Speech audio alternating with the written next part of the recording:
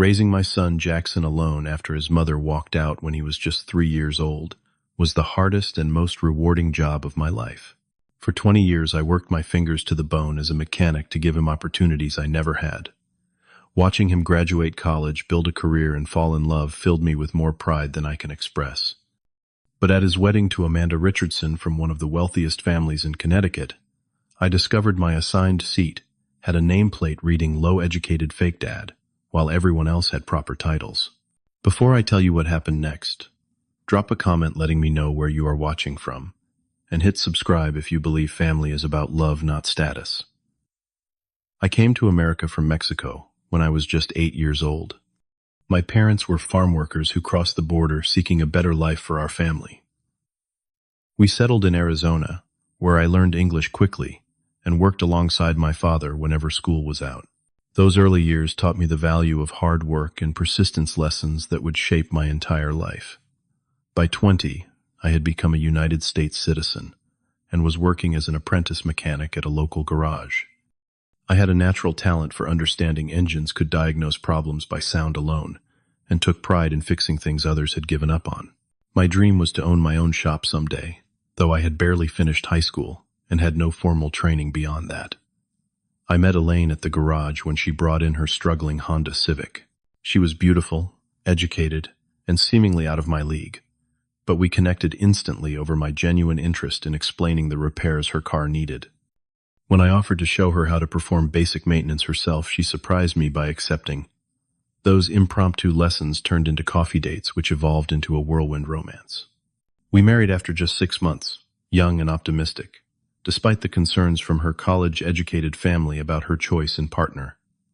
When Jackson was born a year later, I felt my life had found its purpose. I would stare at his tiny face for hours, promising him silently that I would give him everything I never had. For the first 3 years, we were a family. Not wealthy, not without struggles, but together. I worked long hours at the garage, advancing to a full mechanic position, while Elaine took part-time jobs between caring for Jackson. We lived in a small 2-bedroom apartment, saved what we could, and dreamed of something better. The cracks began showing when Elaine started comparing our life to her college friends who had married doctors, lawyers, and businessmen. Weekend brunches with them would leave her quiet and distant. She began making comments about our apartment size, my work clothes that always smelled of motor oil, no matter how many times they were washed, and the vacations we could not afford to take. "I thought you would have your own garage by now," she said one night after another silent dinner. "I thought things would be different." 6 months later, I came home from work to find Jackson alone in front of the television and a note on the kitchen table. "I cannot do this anymore. I deserve more than this life. Jackson will be better off without me constantly resenting what could have been." No explanation to our 3-year-old son. No goodbye. Just abandoned by the person who was supposed to love him unconditionally. The divorce papers arrived by mail 2 weeks later, along with a document relinquishing all parental rights. She had moved to Chicago with a pharmaceutical executive she had reconnected with at a college reunion. They married within a year, and despite my efforts to keep some connection for Jackson's sake, she made it clear that her new life had no room for reminders of her past. The first year alone with Jackson nearly broke me. I would work at the garage from 7 a.m. to 6 p.m., rush to pick him up from the neighbor who watched him make a simple dinner, bathe him, read to him, and put him to bed. Then I would take on additional night work cleaning offices until midnight before starting the cycle again the next day. Sleep became a luxury I could rarely afford. What kept me going was Jackson's smile each morning, his curiosity about everything, and his resilience despite the absence of his mother. He never stopped asking where she was those first few months, and each time I had to gently explain that Mommy lived far away now. Something inside me shattered a little more. As Jackson entered elementary school, I rearranged my schedule to be more present. I convinced my boss to let me work earlier shifts so I could pick Jackson up from school most days. I joined the PTA as the only father among mostly mothers, enduring their initial suspicion that soon turned to respect when they saw my commitment. I learned to cook properly, sew buttons, treat fevers, and braid hair for crazy hair day. All skills I had never imagined needing.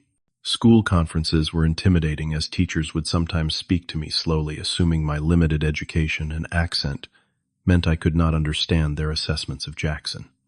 But I always showed up, asked intelligent questions, and advocated fiercely for my son. When one teacher suggested Jackson might need remedial reading because home support might be lacking, I instituted nightly reading sessions and personally visited the public library each week for new books. 3 months later, Jackson had jumped 2 reading levels. My own dreams of education and business ownership took a back seat to Jackson's needs. When offered a management position at the garage that would require night classes in business administration, I declined because it would mean less time with my son. When an opportunity to buy into a failing garage arose, I could not take the financial risk as a single parent with no safety net. My priority was stability for Jackson, not personal ambition. Despite my limited resources, Jackson thrived. He inherited my mechanical aptitude, but combined it with an academic drive that amazed me. By middle school, he was taking advanced classes and talking about college, something no one in my family had ever attended. I started a small college fund, putting away $20 a week, even when it meant skipping meals myself. I will never forget the afternoon Jackson came home from his sophomore year of high school with information about a prestigious engineering scholarship. "Dad," he said with unusual seriousness, "I need to maintain a 4.0 GPA for this. Will you help me?" For the next 2 years, I became his study partner, despite not understanding much of the advanced material. I would read his textbooks after he went to sleep, searching terms online, watching educational videos, doing whatever it took to help him achieve his goals. We converted our small dining table into a permanent study area with notes, flashcards, and projects constantly spread across it. The day the scholarship letter arrived, Jackson insisted I be the one to open it. When I read the words "pleased to inform you," we both broke down crying. My son would attend one of the top engineering programs in the country, an opportunity that seemed impossible for a kid raised by a mechanic in a 2-bedroom apartment. College changed Jackson in ways I had not anticipated. He joined clubs, made connections, and was introduced to a world of privilege I had never known existed. During his junior year, he switched his major from engineering to business after an internship opened doors to corporate America. I supported his decision, even while privately mourning the loss of our shared mechanical interests. It was during his final year of business school that he met Amanda Richardson. Their romance progressed quickly, and soon Jackson was spending holidays with her family rather than coming home. I understood. The Richardson family estate was surely more impressive than our modest home, and they could offer connections and experiences I never could. The first time I met the Richardsons at an upscale restaurant, the divide was immediately apparent. William Richardson, a third-generation investment banker, asked where I had attended college. When I explained I had not had that opportunity, the subtle shift in his demeanor told me everything. His wife Margaret discussed their summer home in the Hamptons and winter skiing in Aspen, while I had nothing comparable to contribute to the conversation. Amanda was polite but distant, her smile never quite reaching her eyes when she looked at me. Only Jackson seemed oblivious to the undercurrent, proudly telling stories of my sacrifices and lessons in an attempt to bridge worlds that seemed incompatible. As their relationship became more serious, my interactions with the Richardsons became increasingly uncomfortable. There were comments about Jackson's remarkable rise from his humble beginnings as though he had emerged from some kind of deficit. Questions about his mother were met with thinly veiled relief when they learned she came from an educated background, as if that explained his success despite my influence. When Jackson called to announce their engagement after just 1 year of dating, I expressed genuine happiness, while privately worrying about what integration into the Richardson family would mean for our relationship. "Nothing will change between us, Dad," he promised. "Amanda loves me, and that includes loving my family too." I wanted desperately to believe him. The Grand Windsor Hotel was exactly the kind of venue I would have expected the Richardsons to choose for their daughter's wedding. Crystal chandeliers hung from ornate ceilings. Marble floors gleamed under my newly purchased dress shoes, and staff, in formal uniforms, circulated with trays of champagne and appetizers I could not pronounce. The total cost of this wedding could have bought every house on the block where Jackson and I had lived. I arrived early, dressed in a new charcoal suit I had saved for 6 months to purchase. The tailor had assured me it was appropriate for such an occasion, though standing among the arriving guests in designer wear made me feel underdressed nonetheless. I hovered near the entrance, smiling at people who largely looked through me rather than at me. "You must be Jackson's father." A woman in an elaborate hat finally approached me. "Margaret has told me all about you. So interesting that you work with your hands." Her tone suggested she was discussing an exotic specimen rather than a person. "Yes, I am a mechanic," I replied with the dignity Jackson had always taught me to maintain. "It has provided for us well over the years." "How quaint," she responded before being pulled away by another guest. Throughout the rehearsal dinner the previous evening I had noticed similar reactions. Conversations would stop when I approached only to resume with forced smiles and simplified topics. William Richardson introduced me to his colleagues as Jackson's father without using my name, while everyone else received proper introductions with professional titles. The morning of the wedding I joined Jackson in the groom's suite, bringing him the watch that had belonged to my father. It was not valuable in monetary terms but carried generations of meaning. "Your grandfather wore this, working the fields of Mexico," I told him as I fastened it around his wrist. "It represents how far our family has come in just 2 generations." Jackson hugged me fiercely. "I would not be standing here without you, Dad." For that moment, all was right in my world. My son was happy, successful, and acknowledged the foundation I had worked so hard to provide. I felt a surge of pride watching him prepare to begin this new chapter, even if I had reservations about the family he was marrying into. The ceremony itself was beautiful, if extravagant. Jackson looked handsome and confident, standing at the altar. Amanda was stunning in a designer gown that probably cost more than my car. I sat in the front row as father of the groom, though notably separated from the Richardson family by several strategically placed relatives. It was during the reception that everything unraveled. I found my assigned seat at a table far from the wedding party despite Jackson's earlier insistence that I would be seated with him. The table appeared to be a collection of outliers: a distant cousin with a drinking problem, an elderly aunt who kept falling asleep, and a few of Amanda's co-workers who seemed confused by their placement. Then I saw the nameplate. While everyone else had tasteful calligraphy displaying Mr. William Richardson, or Dr. Elizabeth Taylor mine, read in the same elegant script, "Low-educated fake dad."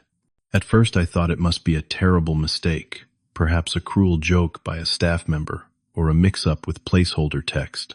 But as I looked up, I caught the eye of Margaret Richardson, who quickly looked away with what could only be described as a smirk.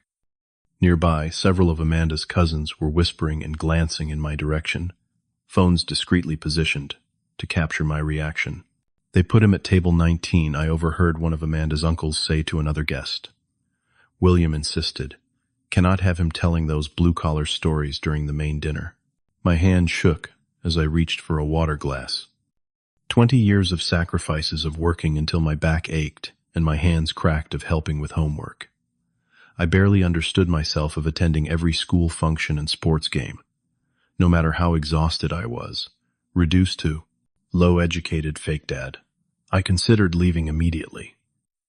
The humiliation burned through me like acid, made worse by the realization that this was no accident but a deliberate attempt to put me in my place. Yet leaving would create a scene, would hurt Jackson on what should be the happiest day of his life. So I sat maintaining the dignity I had always tried to model for my son.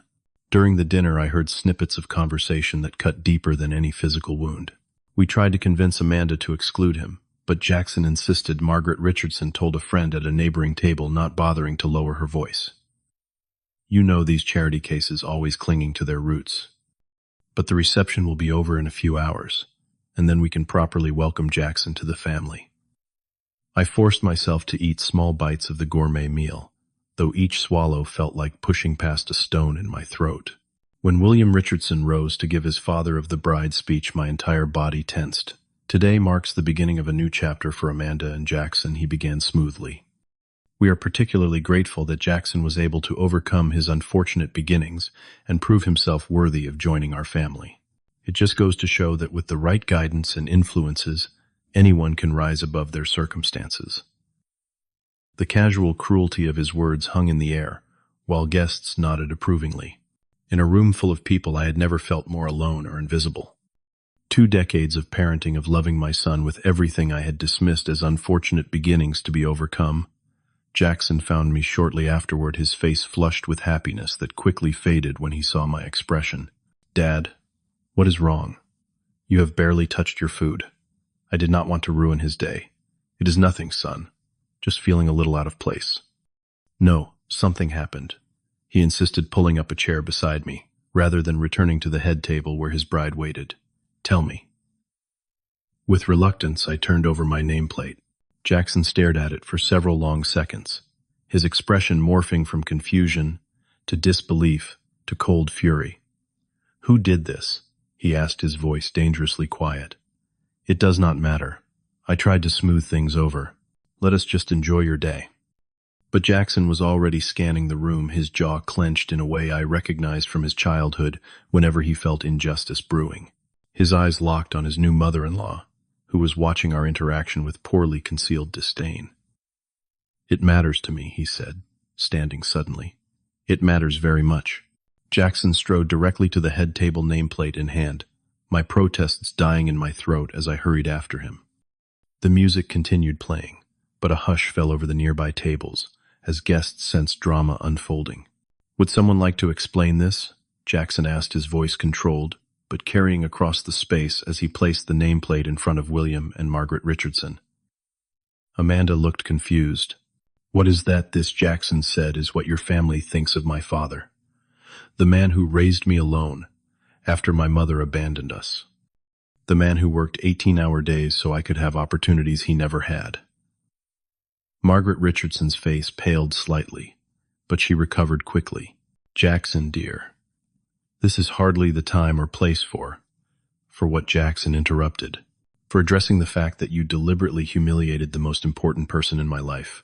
The person without whom I would never have met your daughter, attended college, or become the man Amanda fell in love with." Guests were openly staring now. William Richardson stood, attempting to take control of the situation. "Son, perhaps we should discuss this privately." "I am not your son," Jackson said firmly. "And no, we will not hide this away. I want to know who thought this was acceptable. And I want to know now." Amanda picked up the nameplate, her expression shifting from confusion to horror as she read it. "Mom, Dad, did you do this?" Margaret sighed dramatically. "It was just a bit of humor, Jackson. Surely you can take a joke." "A joke?" Jackson's voice rose slightly. "You think publicly mocking my father is funny? The man who taught me everything I know about integrity and respect."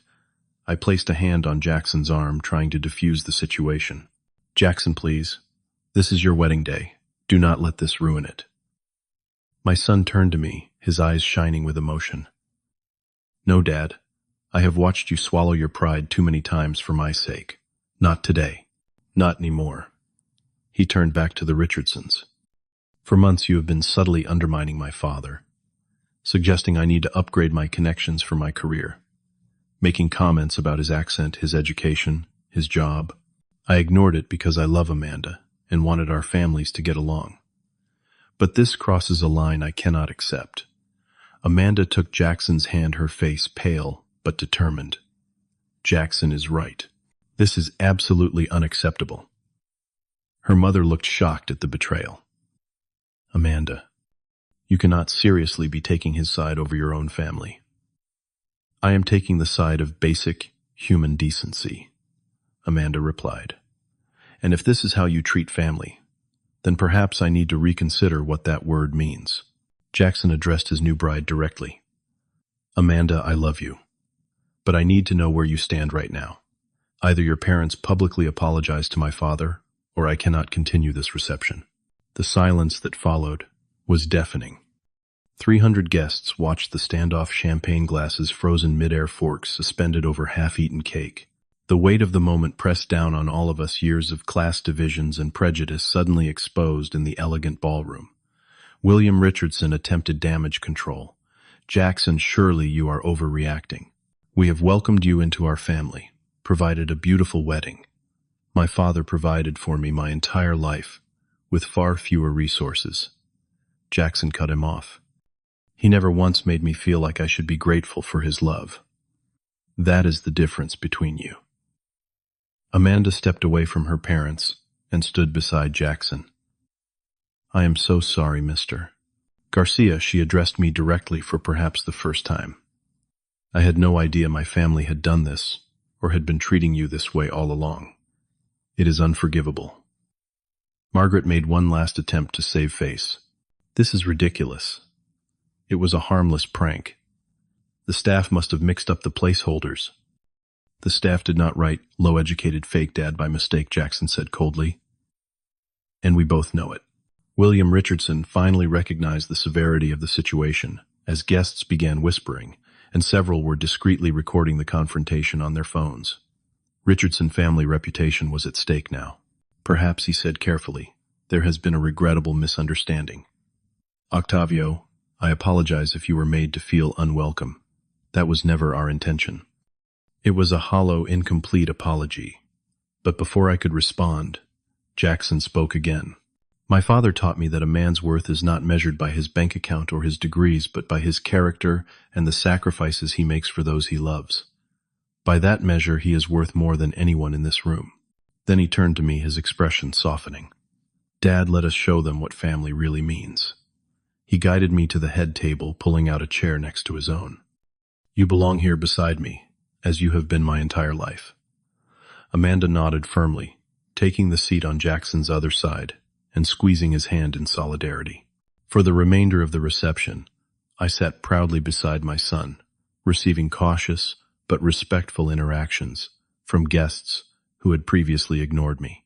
The Richardsons maintained their composure, but the power dynamic had irrevocably shifted. My son had not only defended my honor, but had established boundaries that would shape their relationship moving forward. As we prepared to leave, William Richardson approached me privately. I underestimated your influence on Jackson, he said, not quite meeting my eyes. He is a remarkable young man. Yes, I replied simply. He is. The day after the wedding, Jackson and Amanda canceled their plans for an immediate honeymoon instead, inviting me to a private dinner at their new apartment. The conversation was initially awkward, with Amanda clearly embarrassed by her family's behavior. I should have seen what was happening, she said, serving the pasta she had prepared herself, rather than ordering in, as was their usual habit. Looking back, there were so many comments, so many moments where they were disrespectful to you, Mr. Garcia. I feel terrible that I missed it. Please call me Octavio, I said gently, and you are not responsible for your parents' actions. Jackson reached across the table to take both our hands. What matters is where we go from here. Amanda and I have talked, and we want to establish some clear boundaries with her family. Amanda nodded firmly. I have already spoken with them. I made it clear that disrespecting you means disrespecting us. They will not be part of our lives if they cannot accept and value you as Jackson's father. I was touched by their solidarity, but concerned about creating a permanent rift. Family is complicated, I said carefully. And despite everything, they are still your parents, Amanda. Yes, but that does not give them the right to treat people poorly, she replied. The values I fell in love with in Jackson, his integrity, his work ethic, his compassion, these all came from you. I want those same values in our home and in our future family. The conversation shifted to deeper waters as we discussed how different our backgrounds were and what that might mean for their marriage. I shared stories of raising Jackson that I had never told before. The desperate moments of near financial collapse, the times I had gone hungry so he could eat well, the night classes I attempted and abandoned because they took me away from home too much. Amanda listened with tears in her eyes. I had no idea, she whispered. Jackson always talked about your sacrifices, but hearing the details, I understand now why yesterday meant so much to him. Over the following months, a delicate reconciliation began. It started with small gestures. Margaret Richardson sending a handwritten apology note, William asking for my opinion on a car he was considering purchasing. These were tentative olive branches, but I accepted them graciously, believing that healing was better than division. 6 months after the wedding, we all gathered at the Richardson estate for a significant announcement. I arrived with trepidation, memories of the wedding nameplate still fresh, but was greeted with unexpected warmth by Margaret herself. "Octavio, thank you for coming," she said, showing me into their home personally rather than delegating to staff as she had in the past. "Jackson and Amanda have been very mysterious about this dinner. Do you know what they are planning to share?" Her attempt at casual conversation was stiff but sincere, and I appreciated the effort. "I am as curious as you are," I replied honestly. When Jackson and Amanda announced they were expecting a baby, the atmosphere transformed entirely. Impending grandparenthood created a new common ground between previously divided families. William Richardson found me after dinner, an expensive scotch in hand. "It seems we will be sharing a grandchild," he said, offering me a glass. I thought perhaps we might start fresh. I accepted the drink and his sentiment. "I would like that very much. I have been thinking about what Jackson said at the wedding." William continued surprising me with his candor, about measuring a man's worth by his character and sacrifices. "I admit I have spent most of my life judging people by different metrics. We all have our blind spots," I offered. He nodded thoughtfully. "My father handed me a successful business and connections to build upon. I never had to prove myself the way you did. The way you raised Jackson single-handedly, that takes a kind of strength I am not sure I possess." This acknowledgement, however belated, meant more than any apology could have. In that moment, a genuine respect began to form between us, not as father and father-in-law, but simply as two men who loved the same young couple and their unborn child. When my grandson Michael was born 10 months after the wedding, I arrived at the hospital to find the Richardsons already there. Margaret approached me with the baby in her arms. "Michael needs his grandfather, Octavio," she said carefully, transferring him to me. "Jackson says you have the magic touch with babies." Holding my grandson, I felt the full circle of life's journey. From the young immigrant boy working in Arizona fields to the proud grandfather of this child who would never know the hardships I had faced, who would have opportunities I could never have imagined for myself. As the months passed, the relationship between our families continued to evolve. William offered to invest in a small auto restoration business. I had always dreamed of starting a genuine business partnership rather than charity. Margaret began consulting me about birthday and holiday gifts for Jackson, acknowledging that I knew him best. Most touching of all was the day I visited their home and noticed a new family photo prominently displayed on the mantel. There I was included without hesitation with a small engraved plate reading "Beloved Father and Grandfather." Looking back on the wedding day incident now, I can see it was a necessary catalyst for growth on all sides. The painful moment forced Jackson to assert boundaries, compelled the Richardsons to confront their prejudices, and allowed me to finally receive the respect I had earned through years of silent sacrifice. I learned that forgiveness does not mean forgetting or excusing poor behavior, but rather choosing to move forward without bitterness. I chose to forgive the Richardsons not for their sake, but for my own peace and for the future of our shared family. True family is not defined by education, wealth, or status. It is built through sacrifice, loyalty, and unconditional love. Sometimes it takes a painful moment of truth to reveal who truly stands beside you when it matters most. Have you ever had to stand up for a family member who was being disrespected, or had someone stand up for you when you needed it most? Share your story in the comments below. If this journey of bridging family divides resonated with you, please hit the like button and subscribe to hear more stories about overcoming life's challenges with dignity. Share this video with someone who might need to be reminded that their worth is not determined by their background or bank account, but by the love they give freely to others. Thank you for listening to my story. And remember, real family stands together no matter what.